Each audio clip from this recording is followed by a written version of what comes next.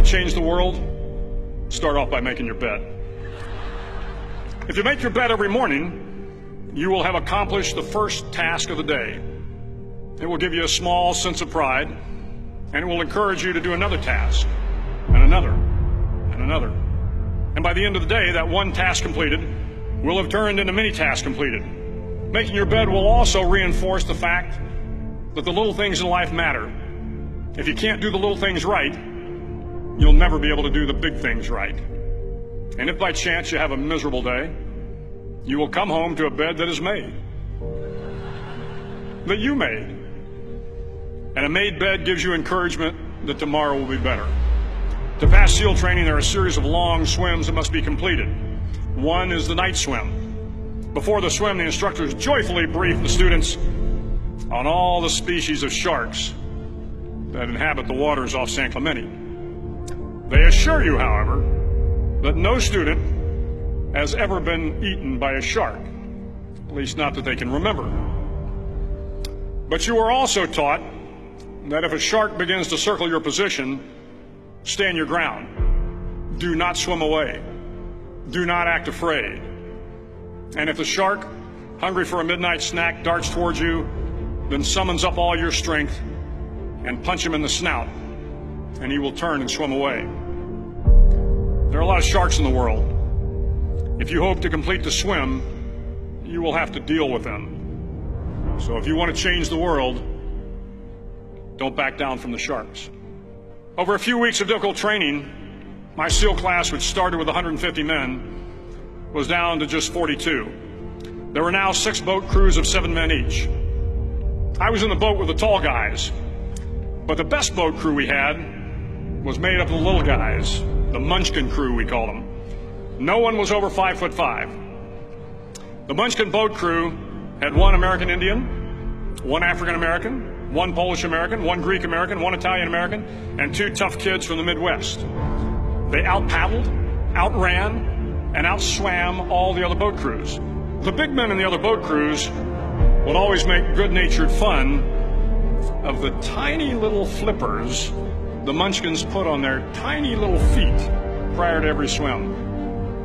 But somehow these little guys from every corner of the nation and the world always had the last laugh, swimming faster than everyone and reaching the shore long before the rest of us. SEAL training was a great equalizer. Nothing mattered but your will to succeed, not your color, not your ethnic background, not your education, not your social status. If you want to change the world, measure a person by the size of their heart, not by the size of their flippers. The 9th week of training is referred to as Hell Week. It is 6 days of no sleep, constant physical and mental harassment, and 1 special day at the Mud Flats. The Mud Flats are an area between San Diego and Tijuana where the water runs off and creates the Tijuana Sloughs, a swampy patch of terrain where the mud will engulf you.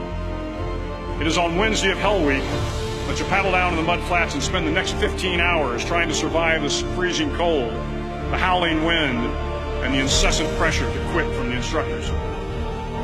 As the sun began to set that Wednesday evening, my training class, having committed some egregious infraction to rules, was ordered into the mud. The mud consumed each man till there was nothing visible but our heads. The instructors told us we could leave the mud if only 5 men would quit. Only 5 men, just 5 men, and we could get out of the oppressive cold. Looking around the mud flat, it was apparent that some students were about to give up. It was still over 8 hours till the sun came up. 8 more hours of bone-chilling cold. The chattering teeth and the shivering moans of the trainees were so loud, it was hard to hear anything. And then one voice began to echo through the night. One voice raised in song. The song was terribly out of tune, but sung with great enthusiasm. One voice became 2, and 2 became 3, and before long, everyone in the class was singing. The instructors threatened us with more time in the mud if we kept up the singing, but the singing persisted, and somehow the mud seemed a little warmer, and the wind a little tamer, and the dawn not so far away. If I have learned anything in my time traveling the world, it is the power of hope. The power of one person, a Washington, a Lincoln, King, Mandela, and even a young girl from Pakistan, Malala. One person can change the world by giving people hope. So if you want to change the world, start each day with a task completed. Find someone to help you through life. Respect everyone. Know that life is not fair and that you will fail often. But if you take some risks, step up when the times are the toughest, face down the bullies, lift up the downtrodden, and never ever give up. If you do these things, the next generation and the generations that follow will live in a world far better than the one we have today. And what started here will indeed have changed the world for the better.